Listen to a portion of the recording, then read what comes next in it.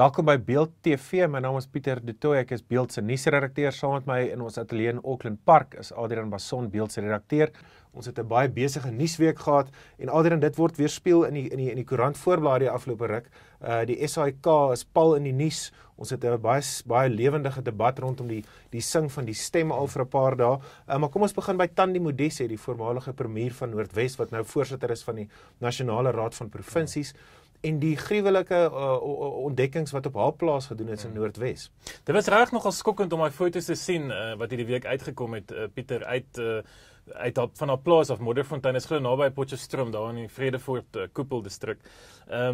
Jy weet, skokkend om te dink dat iemand in 'n magsposisie soos Thandi Modise, met die tipe salaris wat sy verdien, met die kennis wat sy het van die plig en verantwoordelikheid van haar posisie, dat sy haar plaas so kon laat ten gronde gaan.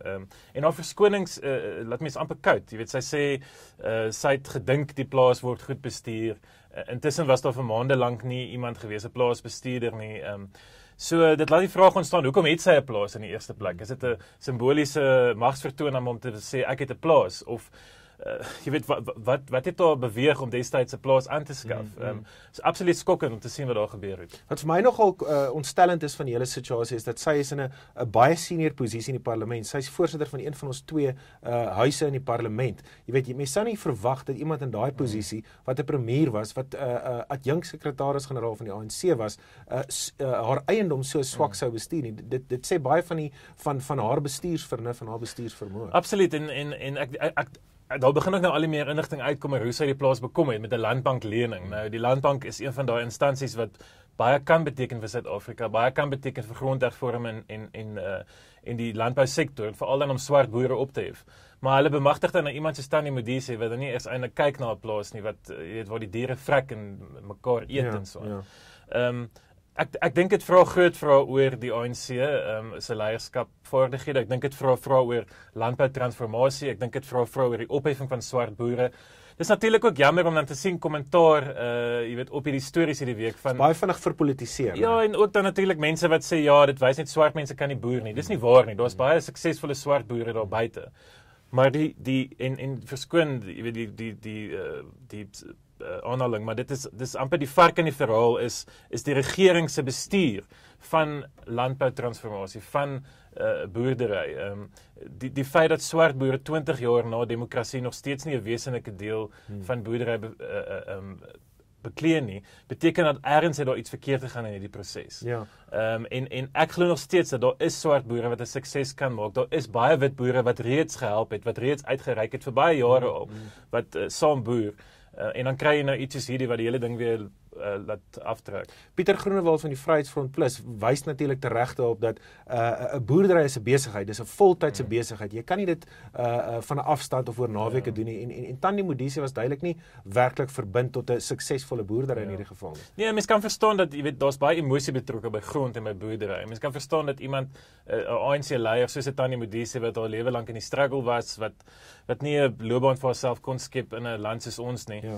Dat sy dalk die behoefte het om dan nou 'n stuk grond te hê, jy weet, maar absoluut, en daarom stem ek saam met Groenewald, is dat jy weet, jy moet verantwoordelikheid vat vir jou besigheid, vir die mense, vir die diere daarop. Dis nie 'n stokperdjie nie. Nee, ons Beeld het in 'n hoofartikel hierdie week gevra dat sy die volle mag van die gereg moet gebruik word teen haar as sy oortree het, as sy wet verbreek het, soos wat sy blykbaar het met sy aangekla word, en indien wel moet sy 'n boete betaal of tronk toe gaan, wat ook al die hof besluit.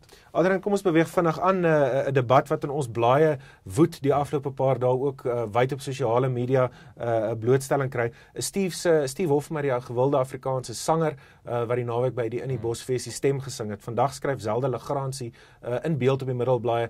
Sy vra vir Steve, wat het hy gedoen? Hoekom dink jy is mense so emosioneel oor hierdie hele aspek? En dan jy het persoonlik vir baie kritiek ingekom. Hoekom kan 'n ou nie die stem sing nie? Ek dink mense het nou lankal, die debat het lankal wegbeweeg van Steve af.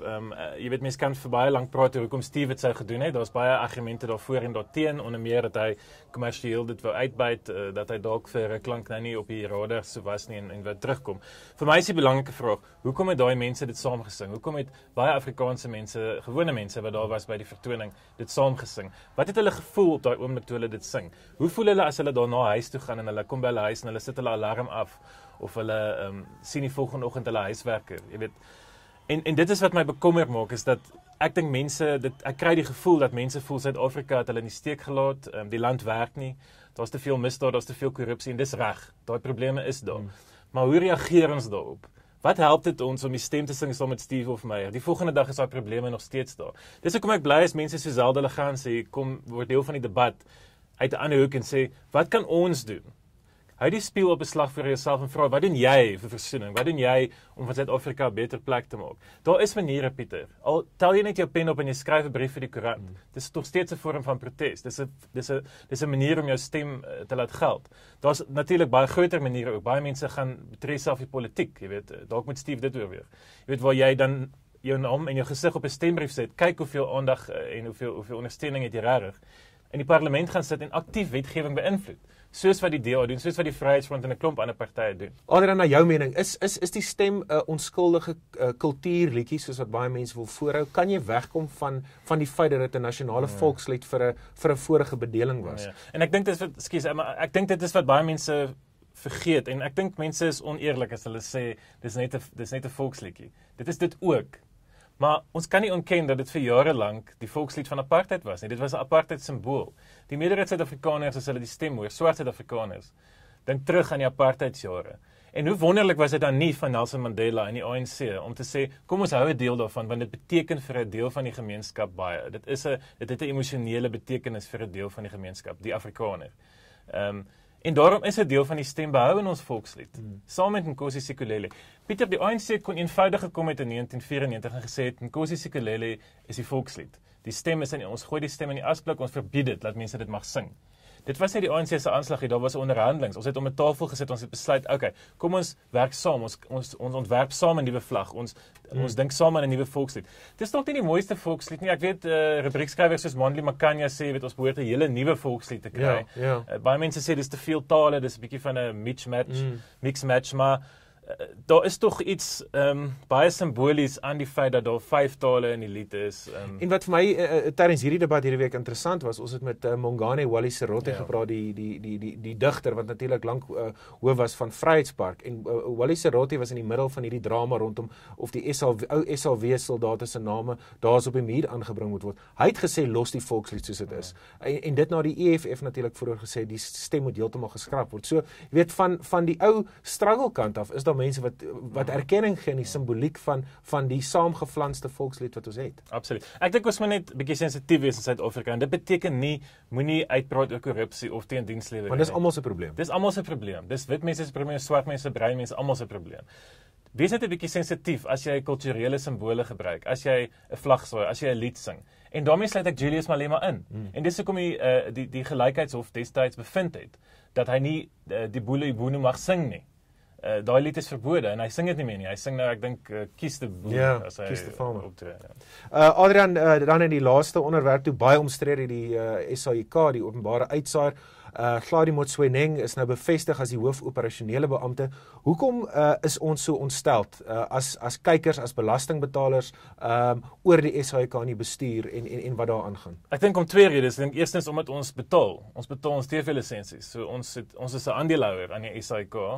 En tweedens, ek dink mense is lief vir die SAIK. Mense luister RSG en mense kyk TV nuus. Mense voel hulle wil graag hê hierdie goed moet op standaard bly. Maar dis 'n gemors wat daar aangaan nou, veral met Hladi Motsoeneng, die bedryfshoof wat nou hierdie week permanent aangestel is. Die pos is nie geadverteer nie. Die man is geïmpliseer in verskriklike dinge deur Thuli Madonsela, die openbare beskermer. Hy het sy eie salaris verhoog met 60%. Hy het 29 miljoen rand se salarisverhogings vir sy lakeye gegee. Hy het 'n klomp mense onregverdig afgedank.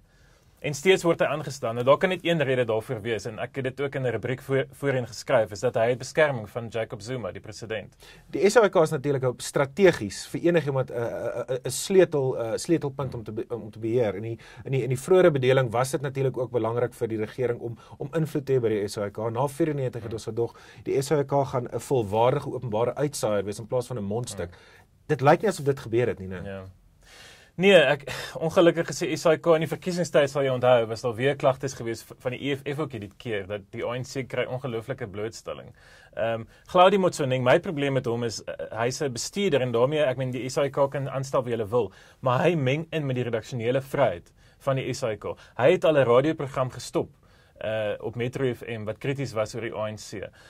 Hy het 'n paar maande terug gesê die SAIK se nuus behoort 70% positief te wees. Nou, jy kan nie as 'n bestuurder in 'n mediamaatskappy as my bestuurders my daai tipe opdragte gee, sal ek onmiddellik bedank. Jy kan nie daai tipe instruksies skryf van bestuur van 'n maatskappy nie. Dit is wat redaksionele vryheid en vryheid van die pers beteken. Is dat redakteurs word aangestel.